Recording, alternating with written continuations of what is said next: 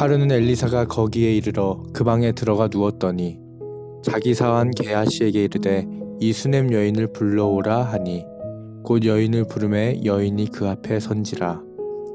엘리사가 자기 사환에게 이르되 너는 그에게 이르라. 내가 이같이 우리를 위하여 세심한 배려를 하는도다. 내가 너를 위하여 무엇을 하랴?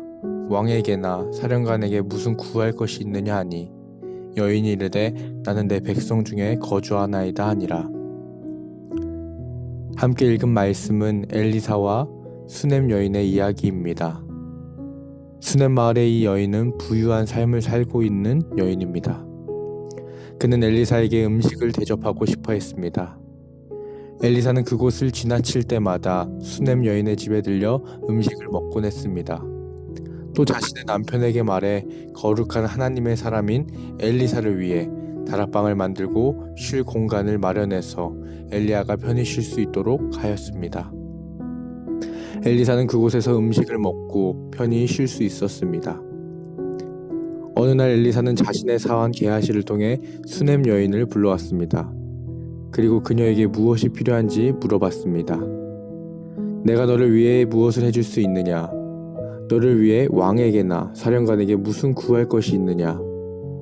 수냄 여인의 대답은 나는 내 백성 중에 거주하나이다 라고 대답했습니다. 새 번역으로 이 부분에 해당하는 13절을 읽어보면 저는 저의 백성과 한데 어울려 잘 지내고 있습니다. 이렇게 대답했습니다. 수냄 여인은 자신이 바라는 것이 없다는 것을 또 부탁할 것이 없다는 것을 돌려서 말한 것입니다. 그래서 엘리사는 자신의 사환 게하시에게 이 여인이 무엇이 필요한지 물었습니다. 그리고 그녀에게 아들이 없다는 것을 알게 되었고 수냄 여인이 아들을 가지게 될 것을 약속했습니다. 수냄 여인은 엘리사의 말대로 아들을 낳았습니다. 그리고 후에 아들이 머리가 아파 죽음을 맞이했을 때 수냄 여인과 동행하여 죽은 아들을 살리기도 했습니다. 수냄 여인은 부유한 사람입니다. 그녀는 현재 가진 것이 많아서 당장에 필요한 것이 없고 어려움 없이 살아갈 수도 있습니다. 하지만 부유하다고 해서 모든 사람이 남을 돕지는 않습니다. 자신의 상황에 대해 만족할 줄 아는 것은 더더욱 아닙니다. 인간은 그 연약함으로 인해 탐욕을 가지게 됩니다. 무언가를 원하는 욕심은 그 끝이 없기에 계속해서 더 많은 것을 탐하게 됩니다. 그래서 더 부유해지고자 하는 욕심을 떨쳐내기는 참으로 어렵습니다. 결국 욕심은 만족과는 점점 멀어지게 만듭니다. 하지만 수냄 여인은 자족하는 사람입니다. 자신의 상황 속에서 만족하며 감사할 줄 아는 사람입니다. 하나님께서 자신에게 베풀어 주신 사랑과 은혜가 크고 그것을 직접 경험했기 때문에 만족할 수 있는 것입니다. 그래서 하나님의 거룩한 사람인 엘리사에게 아무런 대가를 바라지 않고 섬긴 것입니다. 엘리사에게 무엇을 바라고 엘리사를 섬긴 것이 결코 아닙니다. 기브 앤 테이크라는 말을 잘 아실 것입니다. 내가 상대방에게 준 만큼 나도 상대방에게 받아야 된다는 의미입니다. 즉 상호 교환의 의미로 사용되어지는 말인데 이 상호 교환이 성립하지 않으면 서로 관계하기가 쉽지 않습니다.